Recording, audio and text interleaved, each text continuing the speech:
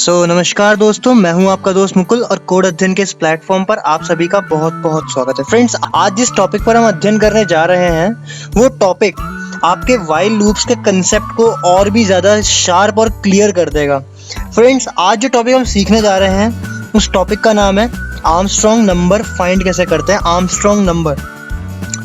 Armstrong number क्या होता है, उसे कैसे फाइंड करते हैं, उसके पीछे क्या लॉजिक है, ये सब आज हम डिस्कस करने वाले हैं। तो आइए इस टॉपिक पर अध्ययन करते हैं।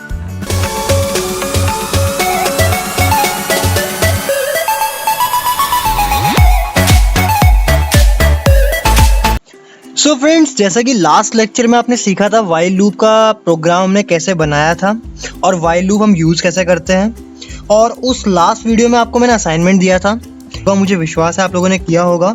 और फ्रेंड्स, अगर नहीं किया है तो नॉट अ इशू, आई बेल पर आपको वीडियो का लिंक मिल जाएगा, आई बटन पर।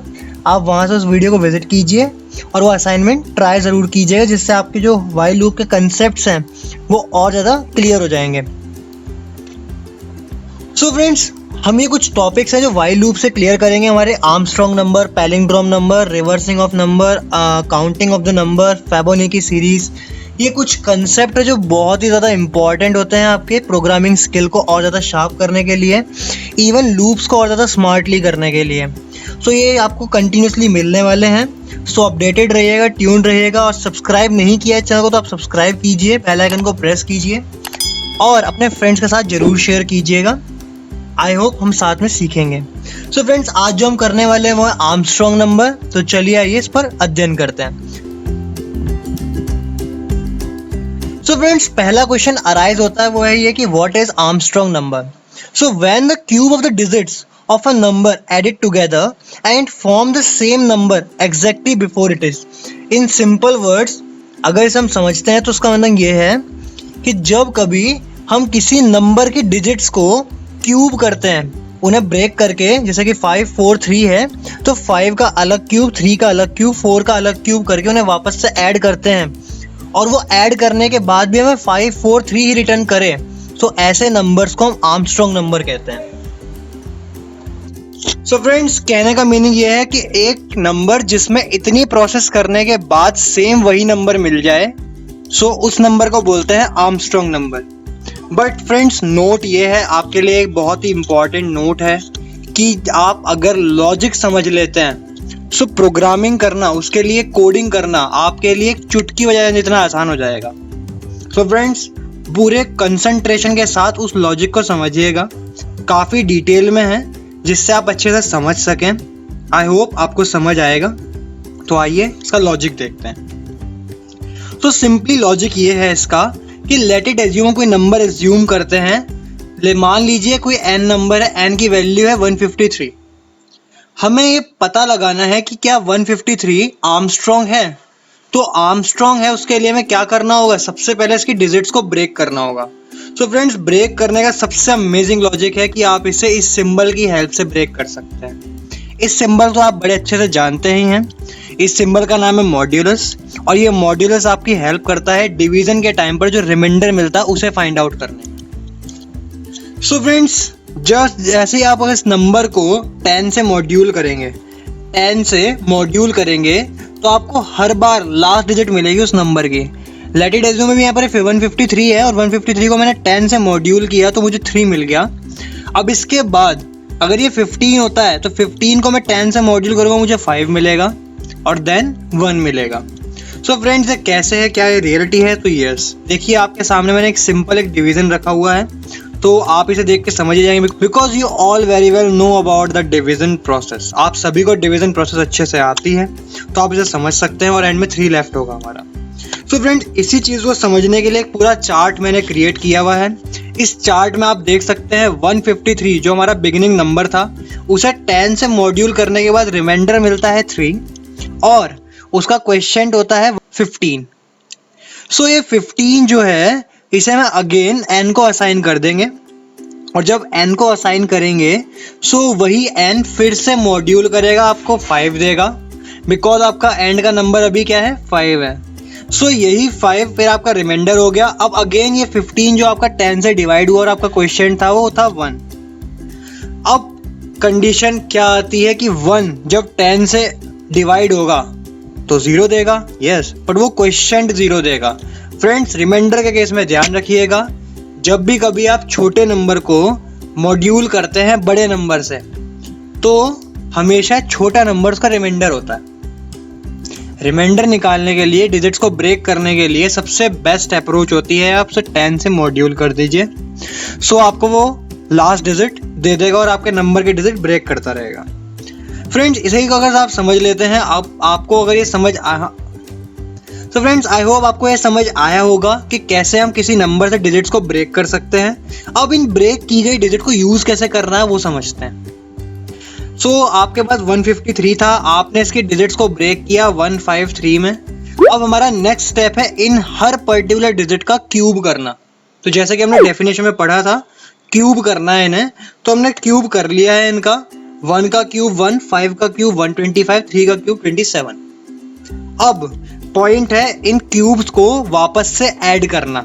तो जब आप ऐड कर देंगे तो आपको एक मैजिकल नंबर मिलेगा 153। ये 153 वही नंबर है जिससे आपने स्टार्टिंग की थी। सो जब ऐसी कोई कंडीशन आए कि जिस नंबर से आपने स्टार्टिंग की थी और एंड में कैलकुलेशन करने के बाद आपको वही नंबर मिले, सो ऐसे नंबर को हम बोलते हैं Armstrong number. So friends, I hope आपको इसका लॉजिक समझ आया होगा। अगर आपको अभी भी कोई कंफ्यूजन है तो आप वीडियो को फिर से दोबारा देखिए, यहाँ तक आपको ये लॉजिक क्लियर हो जाएगा। बिकॉज बहुत सिंपल लॉजिक है बट इम्पॉर्टेंट है, क्योंकि अब जो ये क्वेश्चंस अब आपके साथ हम करने वाले हैं, आर्मस्ट्रॉन्ग, पैलिंड्रोम, ये बहुत ही इंपॉर्टेंट होते हैं और ये मोस्ट प्रोबेबली पूछे जाते हैं आपके सेमेस्टर एग्जाम्स में और इंटरव्यू के टाइम पर भी, just to check out that your logics are clear और नॉट। सो फ्रेंड्स, अब जैसे समझ ही गए आप, तो आइए इसे कोड करते हैं। चलते हैं अपने डेव C++ पर इसे कोड करने के लिए। सो फ्रेंड्स, हम आ चुके हैं हमारे डेवलपर C++ पर। अब हम इसका कोड लिखते हैं। तो स्टार्टिंग करते हैं सबसे पहले अपना फॉर्मेट क्रिएट करने से, अपना हेडर फाइल वगैरह लगा करके, include studio.h and conio.h। So we are ready to now move on। अब सबसे पहले हमें कुछ वेरिएबल्स चाहिए। सबसे पहला वेरिएबल हमें चाहिए n, जिसे हम चेक करेंगे कि यूजर ने कौन सा नंबर एंटर किया है और हमें वो आर्मस्ट्रॉन्ग चेक करना है। और फ्रेंड्स, दूसरा वेरिएबल हम लेंगे एक copy. So friends, copy variable क्या करेगा? कॉपी वेरिएबल n की वैल्यू को अपने अंदर स्टोर कर लेगा, मतलब उसकी एक डुप्लीकेट कॉपी बना लेगा। इसका रीजन मैं आपको आगे बताऊंगा क्यों। तो आइए सबसे पहले हम इसका इनपुट के लिए एक प्रोग्राम लिखे, इनपुट के लिए कोड लिखते हैं। मैं लिखा printf और इसके अंदर मैंने लिखा enter the number scanf।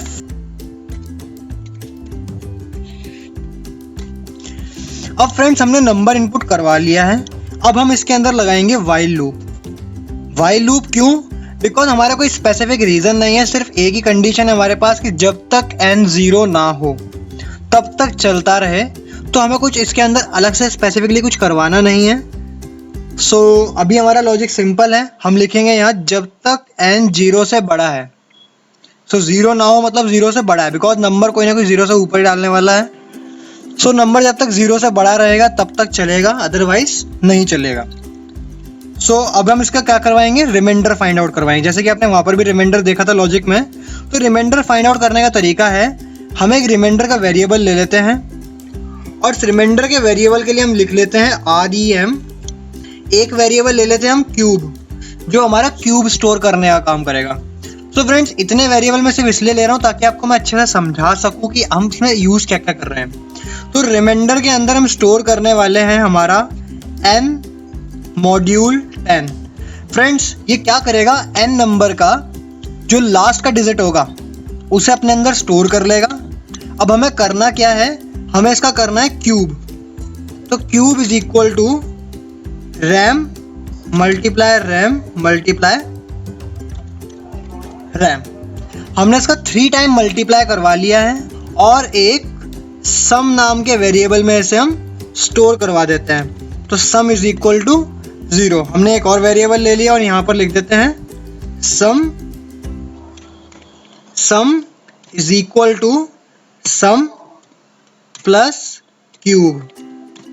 So friends, मैंने सम को 0 से असाइन इसलिए किया क्योंकि रीजन ये है, आपने प्रीवियस वीडियोस में कहीं में देखा है कि जब कभी हम वेरिएबल को ऑपरेशन में यूज करते हैं और साथ ही साथ उसी वेरिएबल को, उस वैल्यू को हम असाइन कर देते हैं, तब ऐसे वेरिएबल को हम 0 से इंडिकेट कर देते हैं, 0 से इनिशियलाइज कर देते हैं, जिससे क्या होता है, हमें गार्बेज वैल्यू नहीं मिलती। सो फ्रेंड्स, अभी आपने देखा कि हमने रिमाइंडर किया, रिमाइंडर नाम के एक वेरिएबल में हमने लास्ट डिजिट को स्टोर करवाया और उसका 3 टाइम्स मल्टीप्लाई करके क्यूब वेरिएबल में स्टोर करवाया और उसे सम के अंदर ऐड कर दिया। अब होगा ये, हमारा उस एक नंबर का प्रोसेसिंग कंप्लीट हो चुका है। अब हमें बाकी बचे हुए नंबर को, यानी कि बाकी बचे हुए नंबर के डिजिट्स को देखना है। तो वो कैसे देख सकते हैं आप? क्वेश्चन निकाल करके, तो n को डिवाइड कीजिए, n is equal to n को डिवाइड कीजिए 10 से। इससे क्या होगा, अब n के अंदर जो पहले नंबर था उसे 10 से डिवाइड करके जो भी नया नंबर आएगा वो वापस से n को असाइन हो जाएगा। लेट इट एज्यूम 153 था, तो 153 को 10 से डिवाइड करने पर जो हमें क्या मिलता है, वो मिलता है 15। तो ये 15 वापस से अब n को असाइन हो जाएगा। सो फ्रेंड्स, ये सिंपल सा वर्क है जो बार बार होना है और उस टेबल की तरह जो भी आपने देखी थी, उस टेबल की तरह एक कंप्लीट बना करके तब तक चलेगा जब तक आपका इन दी एंड n 0 ना हो जाए। सो जब ऐसा हो जाएगा तब हम चेक करेंगे। सो फ्रेंड्स, एक छोटा सा पॉइंट यहाँ आपका करना क्या है, अब जो कॉपी वेरिएबल था उसे हम यूज करते हैं आपको दिखाने के लिए। यहाँ कॉपी वेरिएबल के अंदर हम n की वैल्यू को स्टोर कर लेंगे। जो n की वैल्यू यहाँ इनपुट ली थी उसे कॉपी वेरिएबल के अंदर स्टोर कर लेंगे। उससे क्यों किया है, इसका रीज़न ये है बिकॉज यहाँ n को हमने यूज़ कर लिया है और n अब 0 हो चुका है। तो अगर हम अब चेक करते हैं कि क्या ये सम का जो अंदर का नंबर है जो अभी हमारा एडिशन करने के बाद आया है, तो क्या वो वही नंबर है जो n के अंदर था? अब n तो 0 हो चुका है, तो कैसे पता लगेगा? इसके लिए हमने क्या किया, कॉपी वेरिएबल के अंदर n को स्टोर कर लिया, उसकी डुप्लीकेट बना के रख लिया कि अगर n खराब होता है तो नॉट अ इशू, हम उसे चेक करवाने के लिए कॉपी वेरिएबल का यूज़ कर सकते हैं। तो कॉपी वेरिएबल के अंदर हम चेक करेंगे अगर कॉपी वेरिएबल सम वेरिएबल के इक्वल है तो क्या होगा, प्रिंट कर दो दैट नंबर इज आर्मस्ट्रॉन्ग। या आप एक अमेजिंग चीज कर सकते हैं, module D is Armstrong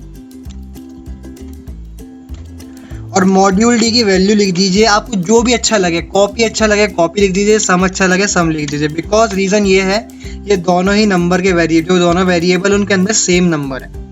but in case अगर ऐसा नहीं होता है, सो फ्रेंड्स आप क्या लिखेंगे, एल्स, और यहाँ हम मैसेज प्रिंट करवा देंगे। इसी को कॉपी पेस्ट कर देता हूँ ताकि बस थोड़ा सा एफर्ट्स बचे और स्मार्टली वर्क भी हो जाए। कॉपी कर दीजिए और यहाँ पेस्ट कर दीजिए और इसे रिमूव करके यहाँ लिख दीजिए module D is not a Armstrong, not an Armstrong. तो फ्रेंड्स अब यहाँ पर मॉड्यूल डी की वैल्यू क्या होगी, यहाँ थोड़ा सा ध्यान रखना है कि यहाँ फिक्स है, आपको कॉपी वेरिएबल ही लिखना है। बिकॉज कॉपी के अंदर वो वैल्यू है जो n में थी और n वैल्यू वो है जो यूजर ने एंटर करवाई थी। तो सिंपली आप चाहे तो दोनों जगह कॉपी लिख दीजिए, फर्क नहीं पड़ता। बट यहाँ कॉपी मैंडेटरी है बिकॉज हम ये शो कर रहे हैं कि लेट इट, हम इसकी वर्किंग देखते हैं कि अगर मैंने 153 एंटर किया है यहाँ पर तो 153 कॉपी के अंदर असाइन हो जाएगा। कॉपी के अंदर भी क्या हो गया है आपका 153। Now the point is 153 is greater than 0। Yes, condition true है, 153 ग्रेटर देन हमारा 0 से। अब रिमाइंडर में जाके क्या होगा, आपका 153 का 10 से मॉड्यूल होगा और आपका रिमाइंडर में 3 असाइन हो जाएगा। अब यही 3 यहाँ 3 टाइम्स मल्टीप्लाई होकर के आपका क्यूब में स्टोर हो जाएगा, जो कि आंसर होगा आपका 27।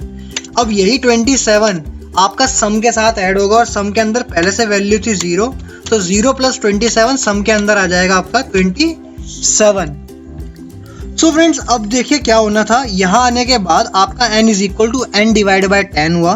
बिकॉज 153 है तो divide by 10 that is equal to 15। So ऐसे प्रोसेस चलती जाएगी और एट मोमेंट आएगा जब आपका n सिर्फ 0 रह जाएगा और आप जब चेक करेंगे तब ये लूप कैंसिल हो जाएगा। Because 0 is not greater than, because 0 is greater than नहीं है और इक्वल टू है 0 के।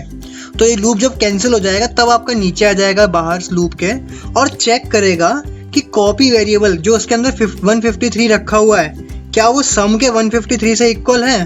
तो जैसे कि अभी हमने पीछे एग्जांपल में देखा था तो हमें 153 के इक्वल मिल जाता है और हम कहते हैं क्या कि हमारा जो 153 है वो एक आर्मस्ट्रॉन्ग नंबर है। और आर्मस्ट्रॉन्ग नंबर चेक जब हो चुका है तो आपका मैसेज मिल चुका और आपको ये सक्सेसफुली रिटर्न मिल चुका है।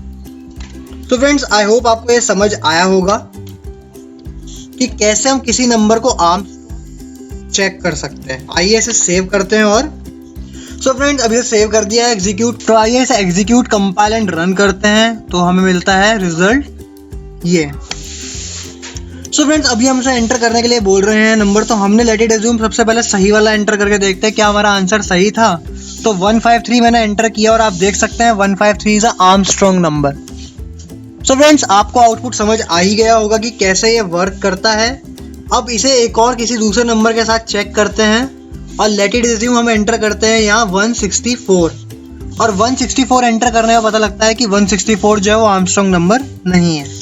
सो फ्रेंड्स अब आपके लिए एक टास्क रहता है कि आप इस प्रोग्राम को अपनी तरफ से n नंबर्स के लिए बनाइए, चेक कीजिए कि 1 to 100 के बीच में लिस्ट आउट कीजिए कितने नंबर आर्मस्ट्रॉन्ग नंबर हैं।